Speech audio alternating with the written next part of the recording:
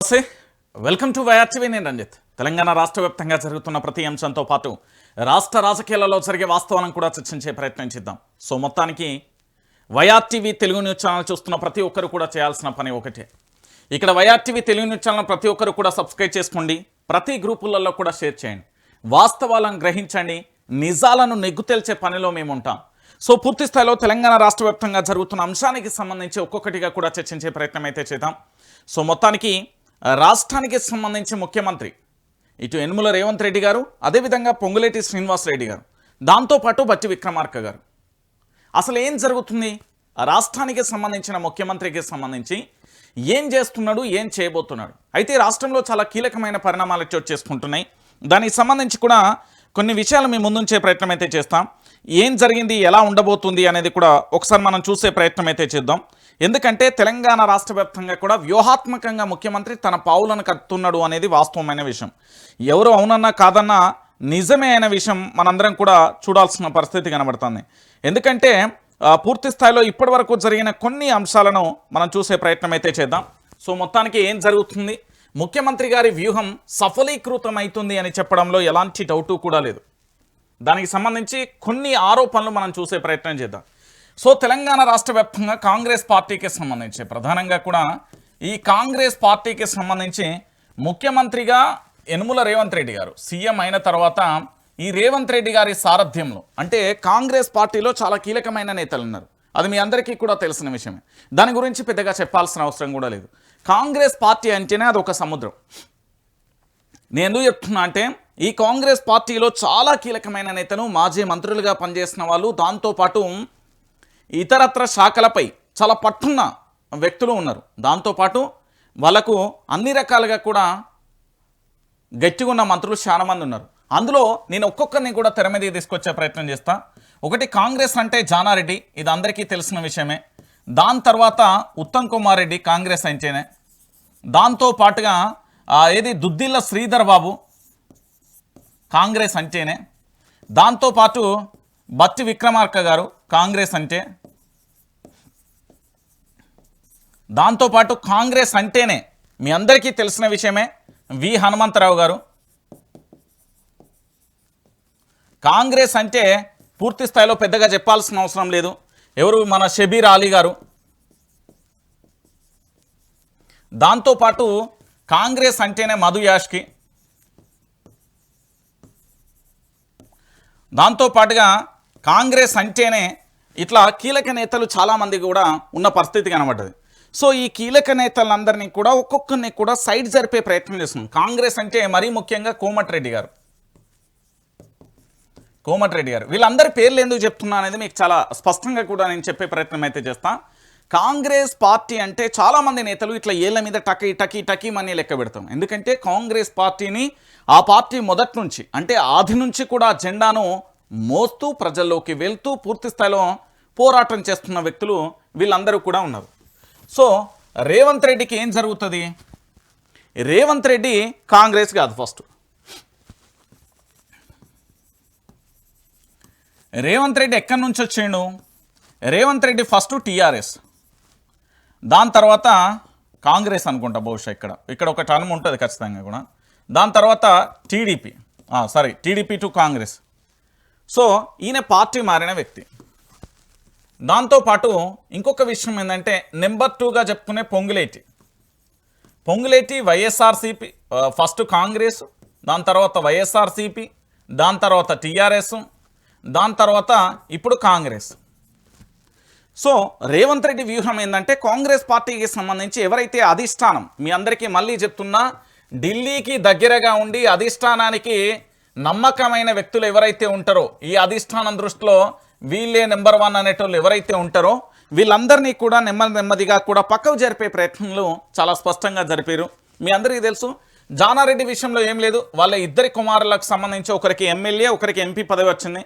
దాంతో పాటుగా ఉత్తమ్ కుమార్ రెడ్డికి సంబంధించి ఈ నీటి ప్రాజెక్టులకు సంబంధించి వివరణ విషయంలో కానీ కాళేశ్వరం కానీ దాంతోపాటు ఇటు గోదావరి కృష్ణా జలాలకు సంబంధించి కానీ అటు నాగార్జున సాగర్కి సంబంధించి అటు శ్రీశైలానికి సంబంధించి దాంతోపాటు ఇటు ఎత్తిపోతల పథకాలకు సంబంధించి తెలంగాణ వాటా ఎంత, ఆంధ్రప్రదేశ్ వాటా ఎంత, ఆంధ్రప్రదేశ్కి ఎన్ని నీళ్లను వాళ్ళు దొంగతనంగా తీసుకెళ్లే ప్రయత్నం చేస్తున్నారు. ఆ శాఖ మీద అనేక రకాలుగా కూడా ప్రెస్ మీట్ పెట్టే ప్రయత్నంలో కూడా తెలంగాణ రాష్ట్రం నీళ్లు నిధులు నియామకాలమని ఎట్లయితే కోరుకున్నదో గా విషయంలో ఉత్తమ్ కుమార్ రెడ్డిని సైడ్ జరిపాను. ఆ తర్వాత శ్రీధర్ బాబు సైలెంట్ అయిపోయాడు, మీ అందరికీ కూడా తెలిసిన విషయమే. అయితే ఇప్పుడు బట్టి విక్రమార్క అంతా అయిపోయింది. ఎందుకంటే అధిష్టానానికి వైఎస్ రాజశేఖర్ రెడ్డికి అత్యంత సన్నిహితుడుగా అత్యంత ఏంది అంటే మీరందరూ కూడా కాంగ్రెస్ హయాంలో చూసిరు నమ్మకమైన వ్యక్తి బట్టి విక్రమార్క గారు. సో బట్టి విక్రమార్కకు సంబంధించి నైనిక ఏది బొగ్గు బ్లాక్కు సంబంధించిన దాంట్లో ఇరికించే ప్రయత్నం చేసిళ్ళు. ఇక హనుమంతరావుకు సంబంధించి షబీర్ అలీకి సంబంధించి వాళ్ళని పట్టించుకునేది లేదు. మధు యాష్కి ఎప్పుడో సైడ్ అయిపోయిండు. కోమటిరెడ్డి మొన్నటి కథనంతో పక్క పెట్టిళ్ళు. పొంగులేటి శ్రీనివాసరెడ్డికి సంబంధించి ఇదివరకే నెంబర్ 2 అంటే జడ్చర్ల ఎమ్మెల్యేకు సంబంధించి ఫిర్యాదులు, దాంతోపాటు భూ కబ్జాలు, పొంగులేటి కుమారుడు వాచిల విషయంలో దొరకడం, దాంతోపాటు భూముల మీదకి పోవడం, ఇదంతా కూడా జరిగిపోయిన పరిస్థితి కనబడుతుంది. అంటే రేవంత్ రెడ్డి వ్యూహాత్మకంగా కూడా సీనియర్లకు చెక్కు పెడుతున్నాడు. తన వ్యూహంలో భాగంగా వీళ్ళందరూ కూడా పార్టీ జెండా పట్టుకొని మోసిన వాళ్ళే, వీళ్ళు పార్టీ మారిన వాళ్ళు కాదు. సో రేవంత్ రెడ్డి చాలా క్లియర్ కట్గా కూడా మీ అందరూ కూడా ఆలోచించాల్సిన విషయం ఏంటంటే కాంగ్రెస్ పార్టీ జెండా పట్టుకొని మోసి కాంగ్రెస్ పార్టీ కోసం పోరాటం చేసి కాంగ్రెస్ పార్టీయే అధికారంలోకి రావాలి. ఇక తెలంగాణలో మరో పార్టీ కానీ మరొకరిని కూడా మేము ముఖ్యమంత్రిగా చూడలేం. కేవలం మా కాంగ్రెస్ పార్టీ అధికారంలోకి వస్తే చాలు అనుకునే నేతలు కానీ లేదా కాంగ్రెస్ పార్టీ అధికారంలోకి వస్తే నేను ముఖ్యమంత్రి అయితా, నేను మంత్రి అయితా, నేను ఎమ్మెల్సీ అయితా, నేను ఎంపీ అయితా, నేను కార్పొరేషన్ చైర్మన్ అయితా, స్పీకర్ అయితా, డిప్యూటీ స్పీకర్ అయితా, లేకపోతే ఇతరత్ర పదవులు ఆశించిన వాళ్ళందరికీ కూడా పోరాటం చేసిరు. అయితే కాంగ్రెస్ పార్టీ అనుకోకుండా అనూహ్యంగా కూడా వచ్చింది. అయితే రేవంత్ రెడ్డి టార్గెట్ కూడా ఇక్కడ చాలా మట్టికి అందరికీ తెలిసిన విషయమే, పెద్దగా చెప్పాల్సిన అవసరం లేదు. ఎందుకంటే రేవంత్ రెడ్డి గారికి సంబంధించి ఇప్పటి వరకు మనం చూసిన విషయంలో ఎందుకంటే వ్యూహాత్మకంగా కూడా ముందుకెళ్తున్న పరిస్థితి కనబడుతుంది. వీళ్ళందరికీ కూడా రేవంత్ రెడ్డి చెక్ పెట్టిండు. ఈ విషయం తెలియక ఏంది అంటే ఒక్కొక్కరు వ్యూహాత్మకంగా వాళ్ళ ఇష్టానుసారంగా కూడా మాట్లాడే ప్రయత్నం చేస్తున్నాం. విషయం ఏంది అంటే సీనియర్లకు రేవంత్ రెడ్డి చెక్కు పెట్టాను. ఇంకొక విషయం ఏంటంటే రేవంత్ రెడ్డికి సంబంధించి రెడ్ల, వెలమల, కాపుల, బీసీల, ఎస్సీల, ఎస్టీల, గిరిజనుల అనేది లేదు. ఎవరైతే తనకు పోటీ అనుకుంటున్నారో, ఎవరైతే కాంగ్రెస్ పార్టీలో తన తర్వాత ఆ స్థానాన్ని భర్తీ చేయగలుగుతారో, ఎవరైతే అధిష్టానానికి సంబంధించి ఢిల్లీ అధిష్టానానికి సంబంధించి పూర్తి స్థాయిలో కూడా పట్టుంటారో వాళ్ళందరికీ కూడా చెక్కుబడ్డది అనేది రాజకీయ విశ్లేషకులు చాలా ఘంటాపదంగా కూడా చెప్తున్న పరిస్థితి కనబడుతుంది. సో ఇలాంటి పరిస్థితులలో ఇట్లనే జరిగితే ఎట్లా అనేది కూడా వీళ్ళందరూ కూడా ఆలోచించుకోవాలి. ఎందుకంటే ఒక మంత్రి మీద ఆరోపణ రావడం, ఆ మంత్రి వెనుక అత్యంత కీలకమైన సంస్థ ఉండడం, దాని మీద దుష్ప్రచారం, ఆ వ్యక్తి మీద వ్యక్తిగత హననం చేయడం, దుష్ప్రచారం చేయడం, దాంతోపాటు ఆ సంస్థకు సంబంధించిన మళ్ళీ చైర్మన్ దగ్గర పోతే ఇక్కడ దోస్తుగా ఉండడం. సో పార్టీ మారచ్చినోళ్లకు కాంగ్రెస్ పార్టీలో సమస్య లేదు, ఆ పార్టీ జెండా పట్టుకుని మోస్టర్లకు మాత్రమే ఇక్కడ సమస్యగా మారిపోయింది. ఎందుకంటే ఆయన ఎక్కడి ఓడి ఏడి పోతలే అనే కాడికి అయిపోయిన పరిస్థితి కనబడుతుంది.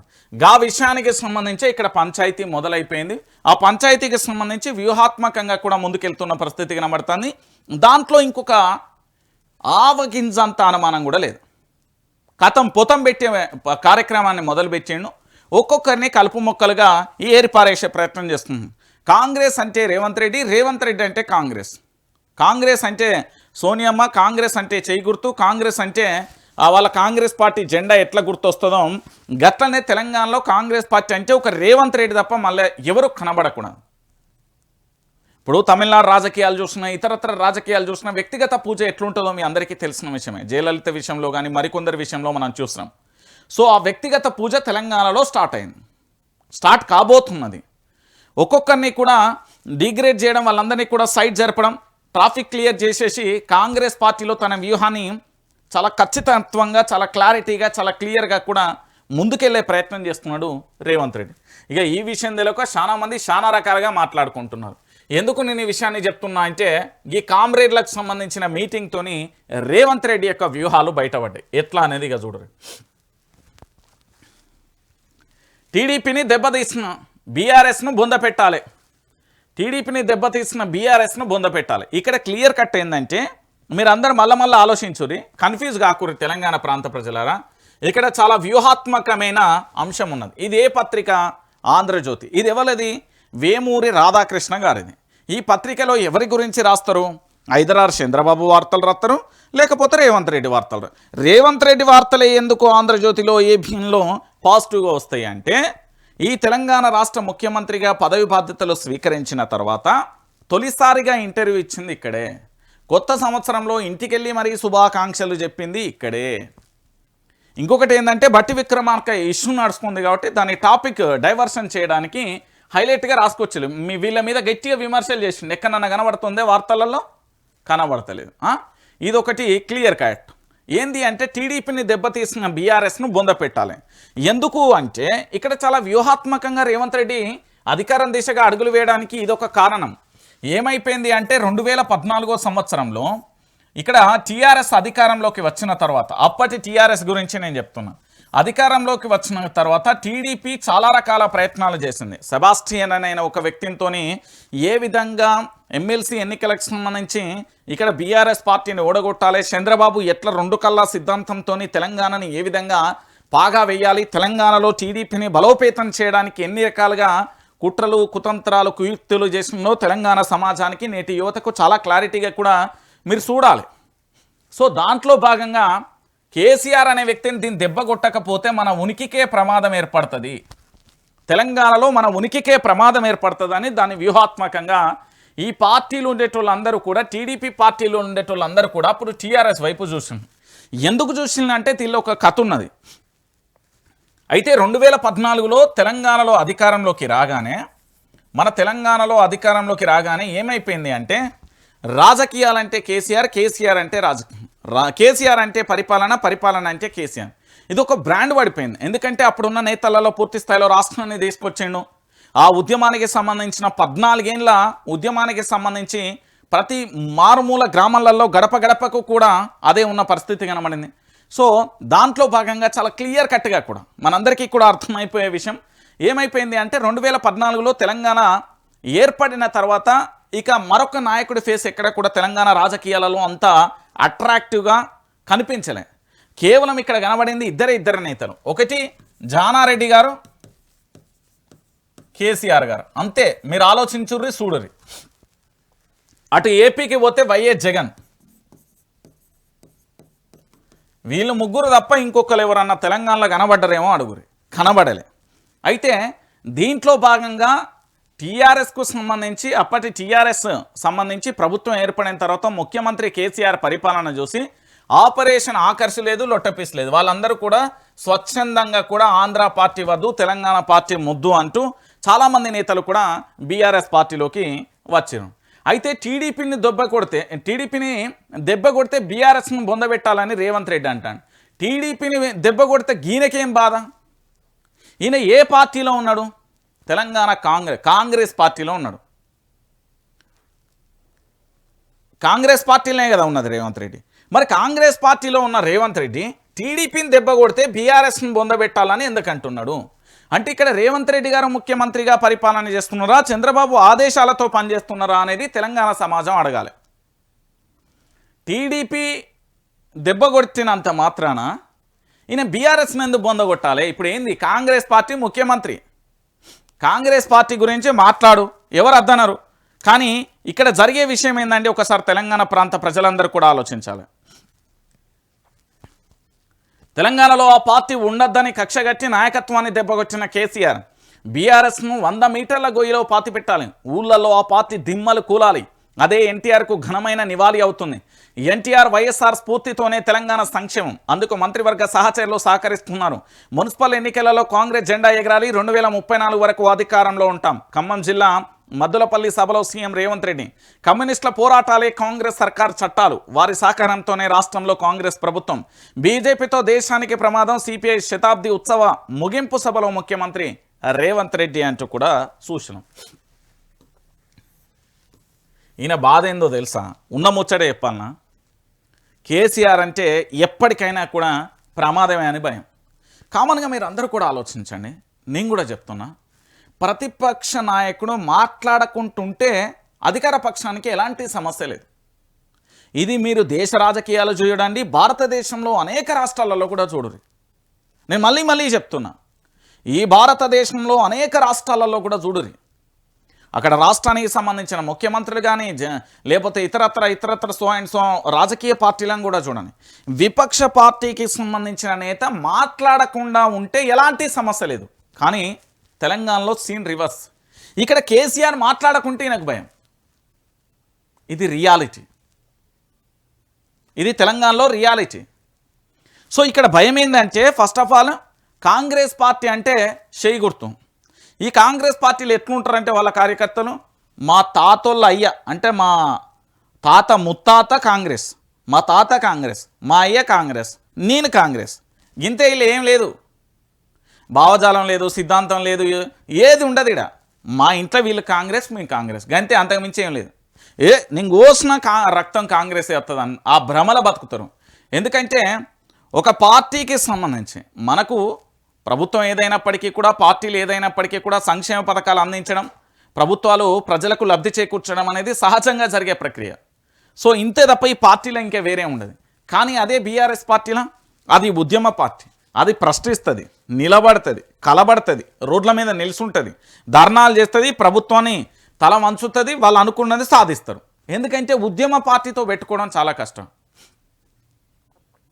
మీరు చూడండి, మన దేశానికి స్వాతంత్రం వచ్చిన తర్వాత కాంగ్రెస్ పార్టీ వచ్చినప్పటి నుంచి ఇప్పటి వరకు కూడా మీరు చూడురి, కొన్ని సంవత్సరాల పాటు ఈ పార్టీ ఎట్లా మనుగడ సాధించింది, ఆ తర్వాత ఇప్పుడు ఎట్లా జరుగుతున్నది అనేది కూడా మనం చూస్తున్నారు. ఈ దేశంలో భారతీయ జనతా పార్టీ ఇలా అధికారంలో లేదు కావచ్చు, భవిష్యత్తులో 3 అంకెలతోని పూర్తి స్థాయిలో కూడా ప్రభుత్వాన్ని ఏర్పడుతుంది అని గతంలో చాలామంది జాతీయ నేతలు మాట్లాడేలా అదైంది.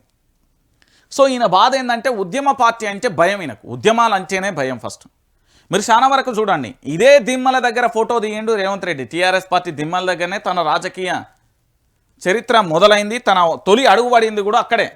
కానీ ఇలా ఏంది అంటే, ఉద్యమ పార్టీతో పెట్టుకునే పరిస్థితులలో లేడు. మరీ ముఖ్యంగా కూడా సోషల్ మీడియాతో తట్టుకునే అంత శక్తి లేదు. ఆయన తట్టుకునే అంత శక్తి ఉంటే బాగానే ఉండు, ఎందుకంటే లేదు. ఏమన్నంటే అరెస్టులు, కేసులు, లొట్టపీసు, సో అండ్ సో కాల్డ్ ప్రయత్నాలు తప్ప రాజ్యాంగం ప్రకారం, ప్రజాస్వామ్యం ప్రకారం ఇక్కడ నడిచే పరిస్థితులు లేవు. మీరు అందరూ అవునన్నా కాదన్నా నిజం. ఎందుకంటే మీరు అనుకుంటున్నారేమో, బీఆర్ఎస్ పార్టీ దిమ్మలు గూలాలంటే అది అనితర సాధ్యమైన విషయం. హైదరాబాద్లో సముద్రం ఏర్పడాలి, అప్పుడు కూలితే అదేమన్నా సాధ్యమవుతుందేమో చూడు. ఎందుకంటే ఉద్యమ పార్టీ ఒక విపక్ష పార్టీ నేతకు సంబంధించి కేసీఆర్ అనే వ్యక్తే మాట్లాడతలేడు కదా. నీకు మాట్లాడకుంటే ఈయన ధైర్యంగా ఉండాలి, కానీ కేసీఆర్ మాట్లాడతలేడని భయం అవుతుంది. ఏంది, నేను అధికారంలోకి రాగానే నడుమిరిగింది, కుర్చీలో పడ్డరు, లేకపోతే ఇంకోటి రకరకాలుగా వ్యాఖ్యలు చేస్తున్నాడు కదా. ఒక భయంతో కూడిన వ్యాఖ్యలు అవన్నీ. మన భాషలో చెప్పాలంటే ఒక వ్యక్తి మేకపోతు గాంభీర్యంతో ఉంటాడు కదా, అలాంటి వ్యాఖ్యలే. ఎందుకంటే కేసీఆర్ ఏదైనా చేయగలుగుతాడు, ఎట్లయినా చేయగలుగుతాడు. నాకు ఆ విషయంలో చాలా స్పష్టమైన క్లారిటీ ఉంది. ఎందుకు నేను ఈ విషయాన్ని చెప్తున్నానంటే, 14 సంవత్సరాలు పోరాటం చేసిన వ్యక్తి కేసీఆర్. ఈయన అదే కేసీఆర్ దగ్గర ఓనమాలు నేర్చుకున్న వ్యక్తి. ఈయన తర్వాతనే పోయి టీడీపీలో జాయిన్ అయ్యింది, అంతే, అంతకు మించి వేరే ఏమీ లేదు. నేను ఎందుకు ఈ విషయం నేను చెప్తున్నానంటే, మీరు మళ్ళీ ఆలోచించాలి దయచేసి. ఈ తెలంగాణ ప్రాంత ప్రజలందరికీ కూడా నేను చెప్తున్నా, ఇప్పటి వరకు బీఆర్ఎస్ పార్టీ అధికారాన్ని కోల్పోయిన తర్వాత ఈ తెలంగాణలో రైతులు పడ్డ బాధ కళ్ళతోని కాదు, మీరు కడుపు నిండా తినలేక కన్నీళ్లతోని ఎట్లా పస్తులుండి కన్నీళ్లతో వేదన పడ్డరో మీరు చూసిరు. ఒక గ్రామంలో ఏకంగా రుణమాఫీ కాక ఫ్లెక్సీ పెట్టిరు. ఒక గ్రామంలో రైతు బంధు రావట్లేదు, రైతు బీమా రావట్లేదు అని ఆందోళన వ్యక్తం చేసినాం. ఇంకో గ్రామంలో ఎరువులు రావట్లేదు అని ఆందోళన చేసినాం. ఇంకో గ్రామంలో నీళ్లు రావట్లేదు అని ఆందోళన చేసినాం. ఇంకో గ్రామంలో పూర్తి స్థాయిలో పండించిన పంటకు మద్దతు ధర లేదు, కొనుగోలు చేయడానికే మనసులు లేరు అనే కాడ చేసినాం. సో పరిపాలనా వ్యవస్థ గురించి ఆలోచించరు మేము. ఈయన అన్నీ అదేంది మా తెలంగాణ భాషలో అప్పుడప్పుడు ఏంది బుర్రకథ హరికథ చెప్తారు చూడు, గా ముచ్చట్లు తప్ప ఈ తెలంగాణ రాష్ట్రాన్ని ఎట్లా బాగు చేద్దాం, ఏం చేద్దామనే ఒక ఆలోచన లేదు, ఒక వ్యూహం లేదు, ఒక ప్రయత్నం లేదు. 2009లో తెలంగాణ రాష్ట్రం ఏర్పడితే 2009లో కేసీఆర్ అనే వ్యక్తి అప్పుడున్న మేధావులతో ఆలోచించిండట. భవిష్యత్తులో తెలంగాణ రాష్ట్రం ఏర్పడితే మనం ఏం చేయాలి, ఎట్లా పరిపాలన చేయాలి, పరిపాలన వ్యవస్థ ఎట్లుండాలి, ఏమేం కావాలి, ఎట్లా మనం సమకూర్చాలని ఆనాడే ఆలోచించిండు. 2014లో అధికారంలోకి వస్తే 2009 నుండి అధికారంలోకి వస్తే ఏం చేయాలని ఆలోచించాడు. మనోనికి రాక ఒక అధికారం వచ్చింది, చిన్న వయసులో వచ్చింది. మళ్ళీ దాన్ని సద్వినియోగం చేసుకోమంటే మాత్రం చేసుకునే పరిస్థితులలో లేడు. నేను చెప్తున్నా కదా, కమ్యూనిస్టుల పోరాటాలు గొప్పవి. ఏం గొప్పవి అండి నాకు అర్థమైతలేదు. ఏం గొప్ప వీళ్ళ కమ్యూనిస్టుల పోరాటం, ఏం జరిగిందని, వీళ్ళ వల్ల ఏం ఒరిగిందని. ఓనాడు సూపర్ కావచ్చు, ఇప్పుడు పెద్ద అంత సీన్ లేదు వాళ్ళకు. ఒకనాడు కమ్యూనిస్టులు తోపు కావచ్చు, ఇప్పుడు కమ్యూనిస్టులకు ఆ పరిస్థితి లేదు తెలంగాణలో. వీళ్ళు ఇప్పటికీ కూడా ఓటు బ్యాంకు రాజకీయం చేయకపోతే ఇంకా కష్టమే. కమ్యూనిస్టులు అనేటోళ్ళు వాళ్ళ యొక్క ఆలోచన తీరు మారుతున్న సమాజం తీరు మారాలి. లేకపోతే ఇంతే ఆ పార్టీకి మద్దతు ఇస్తామా, నాకు ఎమ్మెల్యే టికెట్ ఇస్తాడా చాలు. అరే ఒక పార్టీ అండి ఇది, సిపిఐ అయినా సిపిఎం అయినా ఏ పార్టీ అయినా ఒక ఎమ్మెల్యే టికెటు, ఒక ఎంపీ టికెటో లేకపోతే ఎమ్మెల్సీ టికెట్ అడుక్కుంటారా మీరు? మీ భావజాలాలు ఏంటి, మీ సిద్ధాంతాలు ఏంటి, మీ స్ఫూర్తి ఏంది, మీ పోరాటం ఏంది, మీ చరిత్రలేంది, అవన్నీ పక్కన పెట్టిన పరిస్థితి కనబడతాం. సో మొత్తానికి బీఆర్ఎస్ను బొందబెడతారా, కాంగ్రెస్ను బొందబెడతారా అనేది మనం వేచి చూద్దాం. తెలంగాణ రాష్ట్ర వ్యాప్తంగా ప్రజలే చెప్తారు. ఇక దాని గురించి మనం పెద్దగా మాట్లాడాల్సిన అవసరము లేదు, అంతకుమించి పెద్దగా మనం మాట్లాడే అంశం కూడా లేని పరిస్థితి కనబడతాను. ఇక దాంతోపాటుగా ఇంకొక అంశాన్ని చూద్దాం. ఏది, నిన్న మనోళ్ళు ఎక్కడ తెలుసు అసలు హైలైట్ ఇది, కేబినెట్ భేటీ జరిగింది. ఎక్కడ కేబినెట్ భేటీ జరిగింది? మేడారంలో జరిగింది. మేడారంలో నిన్న ఖర్చు ఎంత వచ్చిందా? అది రానట్టున్నది, ఇంకా రాదు, ఇంకా ఇప్పుడే కాదు కదా. నిన్న ఖర్చు ఎంత అనేది నాకు కావాలి. ఫస్ట్ తెలంగాణలో పైసలు లేవు అనుకుంటా. తెలంగాణ రాష్ట్రానికి సంబంధించి పూర్తి స్థాయిలో కూడా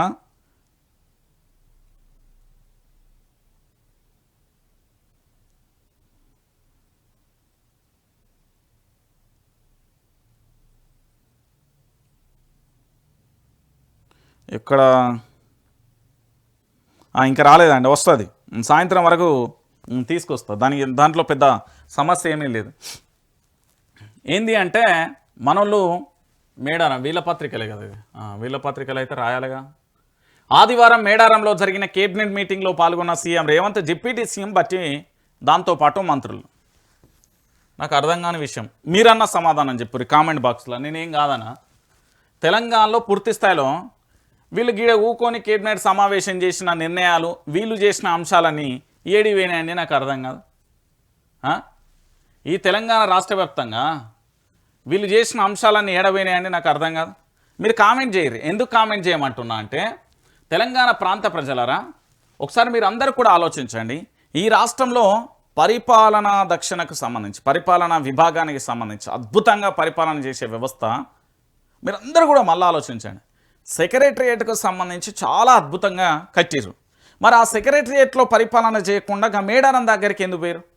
ఆ మేడారం దగ్గర పోయి మీరు పెట్టిన కేబినెట్ భేటీ ఖర్చు ఎంత ఒకసారి తెల్ల పేపర్ ఏమన్నా రిలీజ్ చేస్తారా? మీ ఒక్కరోజు ఆడంబరాలు అంటారా, లేకపోతే ఇంకేమంటారో పబ్లిసిటీ అంటారా, లేకపోతే మీరు ఏమన్నా అనుకోరు. కానీ నిన్న ఒక్కరోజు మేడారంలో కేబినెట్ భేటీ కోసం పెట్టిన ఖర్చు ఎంత? లక్షలలోనైతే లేదు, అది కోట్లలోనే ఉన్నది. ఎంత ఖర్చు పెట్టిర్రు అనేది ఒకసారి తెలంగాణ ప్రాంత ప్రజలకు దయచేసి చెప్పాలి. ముఖ్యమంత్రి గారికి సంబంధించి, ముఖ్యమంత్రి కార్యాలయానికి సంబంధించి చెప్పాలి. ఎందుకు నేను ఈ ప్రశ్న అడుగుతున్నా అంటే, నిన్న ఒక్కటే రోజు అండి తెలంగాణ రాష్ట్ర వ్యాప్తంగా పూర్తి స్థాయిలో కూడా మీరు అందరూ చూడండి, ఓన్లీ మేడారానికి సంబంధించి మనోళ్ళు పెట్టిన ఈ కేబినెట్ సమావేశానికి అయిన ఖర్చు ఎంత? ఈ మైకులు పట్టుకపోయి అవన్నీ చేసి ఎంత చేసి అనేది చెప్పాలి. ఫిబ్రవరిలో మున్సిపల్ ఎన్నికలట.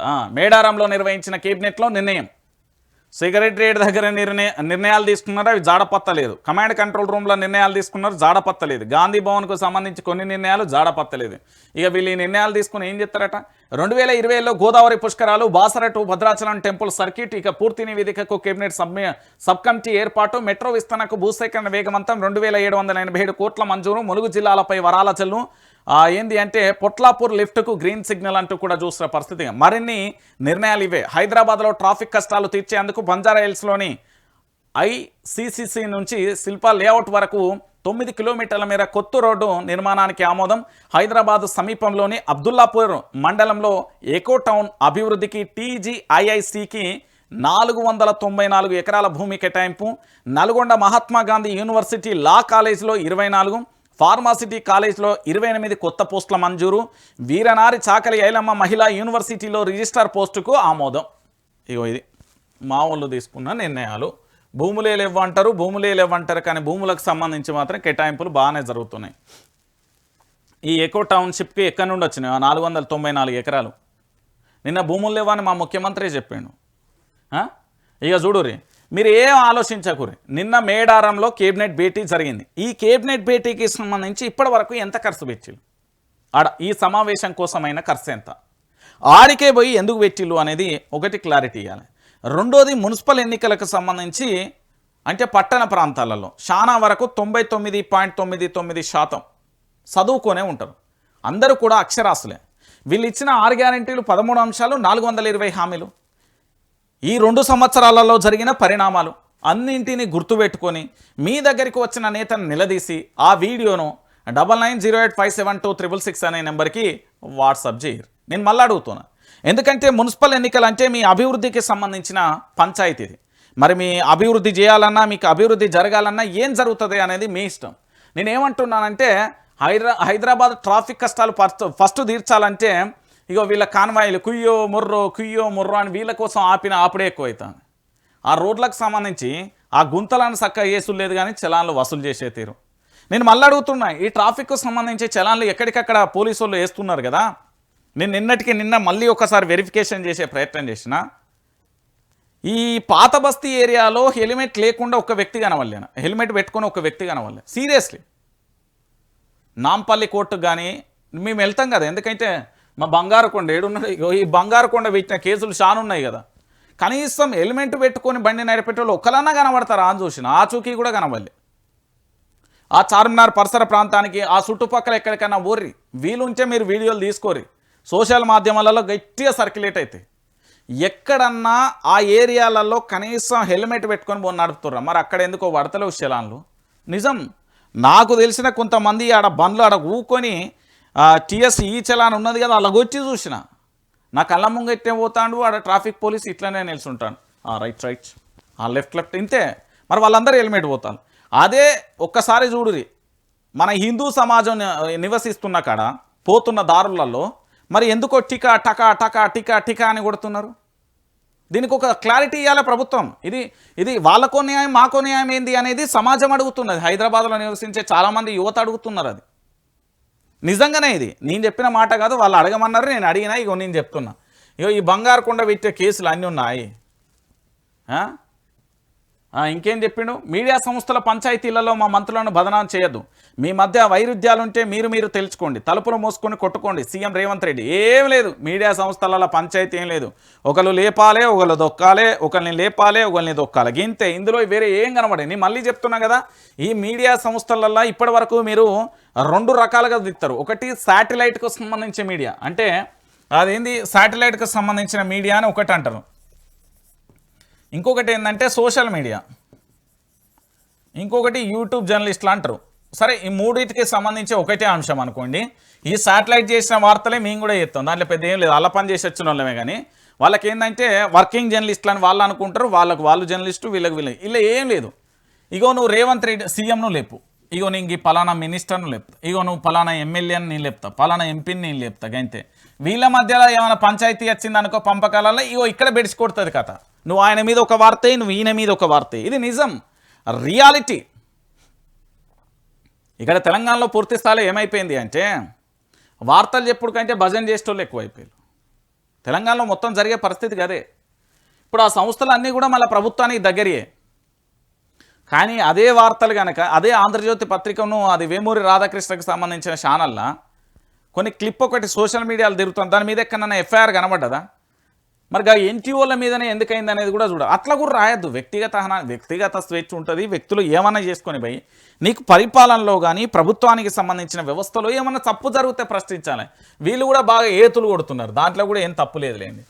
ఇక దాంతోపాటుగా ఇంకొక అంశాన్ని కూడా తీసుకొచ్చిన, ఒక్కసారి ఇది చూడుర్రి. ఎడవా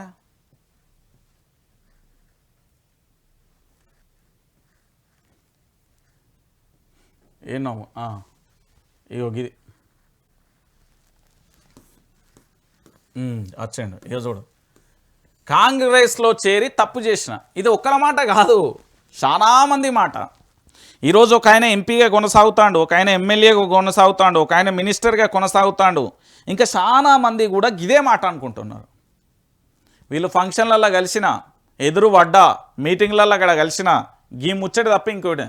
కాంగ్రెస్లో చేరి తప్పు చేసిన, మున్సిపల్లో బీఆర్ఎస్నే గెలిపిద్దాం. గూడెం ఏంది, ప్రజలు 3 సార్లు బీఆర్ఎస్ ఎమ్మెల్యేగా గెలిపించిండ్రు, కాదని కాంగ్రెస్లో చేరితే వెంట్రక మందం లాభం కూడా లేదు. అనుచరుల భేటీలో ఫిరాయింపు ఎమ్మెల్యే మైపాల్ రెడ్డి. సుప్రీంకోర్టు గడువు నేపథ్యంలో ఆసక్తికరమైన అంశం. అసలు ముచ్చటగిది, సుప్రీంకోర్టుకు పోతే వేటు పడుతుంది, వేటు పోతే పటాన్ చెరువులో గూడెం మైపాల్ రెడ్డి గెలిచే తీరు లేదు, ప్రజలు గెలిపించే అవకాశం కూడా లేదు.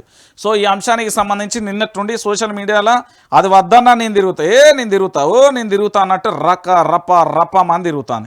ఈ అంశానికి సంబంధించే నిన్న పూర్తి స్థాయిలో కూడా తిరుగుతున్న పరిస్థితి కనబడుతుంది. సో మొత్తానికి ఈ మైపాల్ రెడ్డి కూడా ఏం మాట్లాడిన వీడియోనో ఈ వీడియో కూడా వినబెడతా, ఆయన మాట్లాడిన అంశానికి సంబంధించి, మున్సిపల్ ఎన్నికలకు సంబంధించి ఈయనే మాట్లాడాను.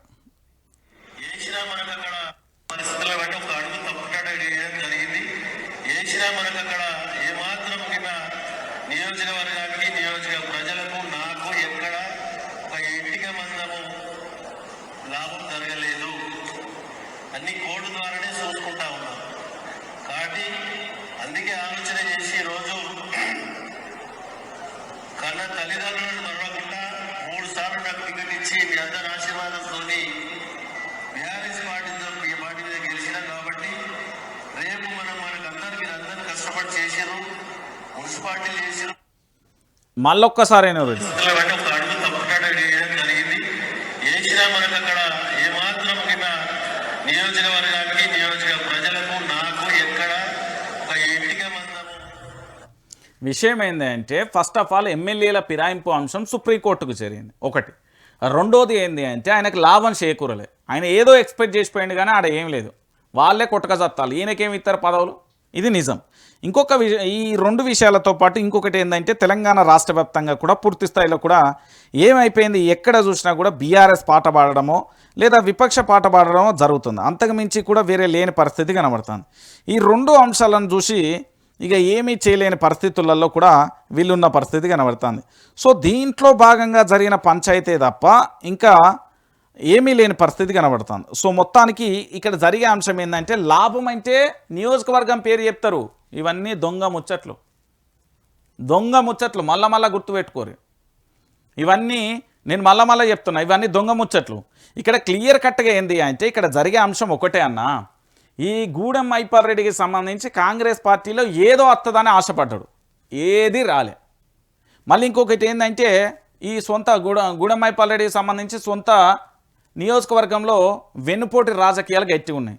నెక్స్ట్ ఎన్నికలలో కాంగ్రెస్ పార్టీ అధికారంలోకి వచ్చే పరిస్థితి ఎక్కడా లేదు. సో దాంట్లో భాగంగా జరుగుతున్న పంచాయతీ ఇది అంతే. ఈయన ఏదో బీఆర్ఎస్ మీద ప్రేమ ఉండో లేకపోతే బీఆర్ఎస్ పార్టీని గెలిపిద్దామని లేదు. అక్కడికి పోతే పక్కవ జరిగానే కాడికి అయిపోయింది. అది పట్టించుకునేటోళ్ళు లేరు. ఫస్ట్ ఆఫ్ ఆల్ ముఖ్యమంత్రి దేక్తలేడు, మంత్రులు దేక్తలేరు, నియోజకవర్గానికి అభివృద్ధిలు ఇస్తారు. ఆయన కథ షానున్నది. ఆయన సొంత వ్యవహారాలకు ఎవరు ఆమోదం తెలిపే పరిస్థితి లేదు. దాంతోపాటు పోయి తప్పు చేసినా అనేది కాదు, తప్పు లేదు, లొట్టపీస్ లేదు, ఎమ్మెల్యే పదవికి ఎసరత్తది. రాజకీయ సన్యాసానికి రెడీగా ఉండాలి. రాజకీయ సన్యాసానికి గూడెం మైపాల్ రెడ్డి అనేట ఆయన రెడీగా ఉండాలి. లేదు కాదు, ఒకవేళ బీఆర్ఎస్ పార్టీ మేము మళ్ళీ తీసుకుంటాం, బీఆర్ఎస్ పార్టీ కండోగత్తాం అంటే నేను మొదలు పెడతా. ఈ బీఆర్ఎస్ పార్టీ నుండి ఎవరైనా బయటికి పోయినలో మళ్ళీ తీసుకుంటారు చూడు, అప్పుడు మొదలవుతుంది. ఇక మళ్ళీ బీఆర్ఎస్కు దేత్తడి పోచమ్మ గుడి. నేను చెప్తున్నా కదా, ఇసొంటోళ్ళు అద్దు. పార్టీని నమ్ముకొని ఇప్పటికే ఉద్యమ ద్రోహులను చేర్చుకొని తప్పు చేసిళ్ళు. ఇప్పుడు పార్టీని వదిలిపోయి మళ్ళీ పార్టీకి సంబంధించిన వ్యక్తులను మళ్ళీ ఒకవేళ ఈ సింపతితో తీసుకున్నారనుకో, అప్పుడు నేను ఆడుకోవాల్సి వస్తుంది ఇక బీఆర్ఎస్ పార్టీ. నేను మళ్ళీ చెప్తున్నా, మంచిగా చెప్తున్నా, గీసొంటోళ్ళు అద్దు. పిల్లగాళ్ళు చాలా మంది ఉన్నాయి, యువత ఉడుకు రక్తంతో పనిచేసే వాళ్ళు చాలా మంది ఉన్నారు. పోలీస్ స్టేషన్లలో తన్నులు పడ్డారు, అరెస్ట్లైళ్ళు, కేసుల పాలైళ్ళు, వాళ్ళ జీవితాలు ఆగం చేసిళ్ళు. వాళ్ళు యూనివర్సిటీలలోకి వచ్చి పిహెచ్డీలు దాంతోపాటు ఎంఫీలు చేసి గొప్ప గొప్ప స్థాయిలో ఉంటారని వాళ్ళ తల్లిదండ్రులు ఆశిస్తే వాళ్ళ మీద ఎఫ్ఐఆర్లు అయి వాళ్ళు లాఠీ దెబ్బలు తిని అనారోగ్య పాలై కేసుల పాలై రోడ్ల పొంటి తిరిగే పరిస్థితి వస్తుంది. వాళ్ళకు టికెట్లు ఇచ్చి రాజకీయ చైతన్యం చేయరు తప్ప మీరు చేసుకుంటా మళ్ళీ గీ చెత్తనే తీసుకొస్తా అంటే అప్పుడు వైఆర్టీవీ మొదలు పెడుతుంది నా సామి రంగు ఉంటుంది. నేను మళ్ళా చెప్తున్నా, అంతకుమించి వేరే పంచాయతీ ఉండదు. ఇది తెలంగాణ రాష్ట్ర వ్యాప్తంగా ఉన్న ప్రతి ఒక్కరికి నేను చాలా క్లియర్ కట్గా చెప్తున్నా. ఈ బీఆర్ఎస్ పార్టీ నుంచి వెళ్ళిపోయిన వాళ్ళని ఏ ఒక్కరిని తీసుకున్నా ఇగో దీని సాక్షిగా చెప్తున్నా, భరతం పడతాం మళ్ళీ బట్టలేపి ఎవరు రావద్దు వాళ్ళకు. నేను మళ్ళీ చెప్తున్నా, ఎవరు వచ్చే పరిస్థితి లేదు, అలా తీసుకునే పరిస్థితి లేదు. మా నాయకత్వం నేను మళ్ళీ మిమ్మల్ని అసలు దాపులో కూడా కనబడని. ఈ వెళ్ళిపోయిన వాళ్ళు వెళ్ళిపోయినట్టే ఉండాలి, వాళ్ళని అసలు బయటికి తీసుకొచ్చే పరిస్థితే ఉండదు. రైట్, ఇక దాంతోపాటుగా మరొక అంశాన్ని కూడా చూద్దాం. గిడగనబడే ఇది ప్రభుత్వ తీరుపై నిరుద్యోగుల గర్జన. ఈ నెల 21న భారీ కవాత్తు ర్యాలీలో అందరూ పాల్గొనాలని నిరుద్యోగుల పిలుపు. జాబ్ క్యాలెండర్ విడుదల చేయాలని డిమాండ్. సో ఇక్కడ జరిగే అంశం ఏంటంటే మీరు అందరూ కూడా ఆలోచించండి. పండుగ పూట కూడా ఈ నిరుద్యోగులు రోడ్డెక్కిళ్ళు, వాళ్ళ బాధలు చెప్పిళ్ళు, దాంతోపాటు చాలామంది ఇళ్లల్లో కూడా నిరసన వ్యక్తం చేసిళ్ళు, చాలా చోట్ల కూడా వేయిళ్ళు ఆందోళన వ్యక్తం చేస్తారు. ఇక్కడ క్లియర్ కట్గా ఆలోచించండి, రాజకీయ నిరుద్యోగులకు ఉద్యోగ అవకాశాలు వచ్చినాయి. నాటి విపక్ష నేతలు నేటి ప్రభుత్వంలో కీలకమైన ముఖ్యమంత్రి, మంత్రులు, ఎమ్మెల్యేలు, ఎమ్మెల్సీలు, ఎంపీలుగా పనిచేస్తున్నారు. కానీ నిరుద్యోగులు పోరాటం చేసి ప్రభుత్వం అధికారంలోకి రావాలని తమ సాయశక్తిలా ప్రయత్నించిన వాళ్ళందరూ కూడా ఏమైపోయారు?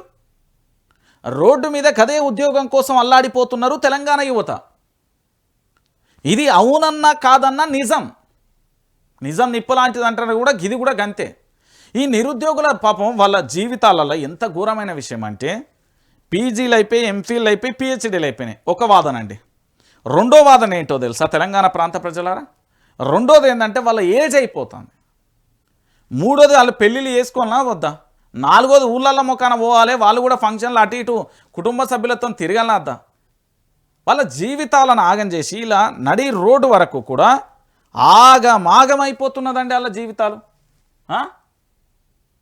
మరి ఇలాంటి నిరుద్యోగులందరికీ నేను వైఆర్టీవీ తరఫున సంపూర్ణమైన మద్దతు తెలుపుతున్నా. వాళ్ళ జాబ్ క్యాలెండర్ విడుదల చేయాలి, వాళ్ళకు ఉద్యోగ అవకాశాలు కల్పించాలి, వాళ్ళ పక్షాన నేను గట్టిగా పోరాటం చేస్తాను. ఎందుకంటే ఆ నిరుద్యోగుల కష్టం మీదనే ఈ ప్రభుత్వం ఏర్పడింది. మాలాంటి ప్రశ్నించే గొంతుకల చెమట సుక్కతోనే ప్రభుత్వం ఏర్పడింది. కానీ ప్రభుత్వం తన చేతులారా తన నాశనాన్ని తానే కోరుకుంటున్నది. సో వాళ్ళని ఖచ్చితంగా కూడా పూర్తి స్థాయిలో కూడా పోరాటం చేయాలి. వీళ్ళ పక్షాన అందరూ కూడా పాల్గొన్నారు. భారీ కవాతు ఎత్తులాట నిరసన వ్యక్తం చేస్తున్నారు. ఆ నిరసనలో పూర్తి స్థాయిలో కూడా మీరు అందరూ కూడా పాల్గొనండి. తెలంగాణలో ఉన్న ప్రతి నిరుద్యోగ యువకులు అందరూ కూడా చెప్తున్నారు, 18 సంవత్సరాల నుండి మీరు డిగ్రీలు, పీజీలు పూర్తి చేసి ఖాళీగా ఉన్న ప్రతి ఒక్కరూ కూడా నిరుద్యోగ జెండా పట్టుకొని కవాత్తు మొదలుపెట్టుర్రు. గంతే, అంత మించేం లేదు. ఇగో నిరుద్యోగులకు సంబంధించిన పంచాయతీలలో మరి వైఆర్టీవీ పాత్ర ఏంటంటే ఇగో వాళ్ళకి సంబంధించిన ప్రతి అంశాన్ని కూడా చెప్తున్నాం, ప్రతి అంశాన్ని కూడా చూపెట్టే ప్రయత్నం చేస్తా. నిరుద్యోగుల జీవితాలు, నిరుద్యోగులు అల్లాడిపోతున్న తీరు, నిరుద్యోగుల జీవితాలు ఎట్లున్నాయి, నిరుద్యోగులకు సంబంధించిన అంశం ఎట్లున్నది అనేది కూడా ప్రతి ఒక్కరు కూడా ఆలోచించండి. అందులో మహిళలైనా పురుషులైనా వాళ్ళ యొక్క యువతకు సంబంధించిన భవిష్యత్తుకు సంబంధించి భరోసా లేని పరిస్థితి కనబడుతుంది. ఇగో జనార్దన్ మీరు చూస్తున్నారు కదా, ఆయన ఎన్ని రోజులుగా పోరాటం చేయాలి, ఆయన ఇంటికి పోవాలన్నా వద్దా? వాళ్ళు అడిగే చెప్పేది ఒకటే, ఏదో మాటలు. ఒకటి, మీరు నిరుద్యోగులు కాదు, మీరు ఒకళ్ళ చేతిలో పావులేరు, మీరు కూర్చోలేరు, మీరు ఇన్ని ఉద్యోగాలు ఇచ్చినా మీకు ఎందుకు ఉద్యోగం రాలేదు, మీరు రాజకీయం చేస్తే బయటకు వచ్చి రాజకీయం చేయాలనేది. ఈ యదో ముచ్చట్లన్నీ బంద్ చేయరు. నీకు స్ట్రైట్ అవే అడుగుతున్నావు, నువ్వు 2 లక్షల ఉద్యోగాలు ఇస్తున్నావు, 70,000 ఉద్యోగాలు నింపినంటున్నావు, దాని గురించి వైట్ పేపర్ రిలీజ్ చేయి. ఎన్ని ఉద్యోగాలు ఉన్నా వాటి గురించి వైట్ పేపర్ రిలీజ్ చేయి. ప్రైవేట్ సెక్టార్లో ఎన్ని ఉద్యోగ కల్పనలు చేసిరో, ఎన్ని పెట్టుబడులు వచ్చినాయో, ఎన్ని ఉద్యోగాలు వచ్చినాయి, తెలంగాణకి ఎన్ని వచ్చినాయి, స్థానిక రిజర్వేషన్లు ఇవ్వడానికి. రైట్, ఇది ఈ జనార్దను ఎన్ని రోజుల బట్టి ఇంకా ధర్నా చేయాలని రాస్తారు ఒకరు. ఆయనకు ఉద్యోగం చేయాలన్నా వద్దా? ఇంటి మోకాన పోయి వాళ్ళ కుటుంబాన్ని చల్లగా చూసుకోవాలన్నా వద్దా? ఇలాంటి నిరుద్యోగులు చాలామందిని చూస్తే బాధ అనిపిస్తుందండి. వాళ్ళ యువత యొక్క భవిష్యత్తు, వాళ్ళ యొక్క జీవితాలు ఆగమైపోతున్నాయి. వాళ్ళ పక్షాన నిలబడతాం, వాళ్ళ పక్షాన కొట్లాడండి, వాళ్ళ పక్షాన నిలబడండి. నేను చెప్పే అంశం ఒక్కటే, తెలంగాణ ప్రాంత ప్రజలందరూ కూడా దయచేసి ఆలోచించాల్సిన విషయం ఏంటంటే ఈ తెలంగాణలో పూర్తి స్థాయిలో నిరుద్యోగులకు సంబంధించిన అంశమైనా నిరుద్యోగులకు సంబంధించిన ఎపిసోడ్ అయినా మీరు పెద్దగా ఆలోచించకుర్రి. వైఆర్టీవీ రంజిత్ ఏడి ఓడు కేసులు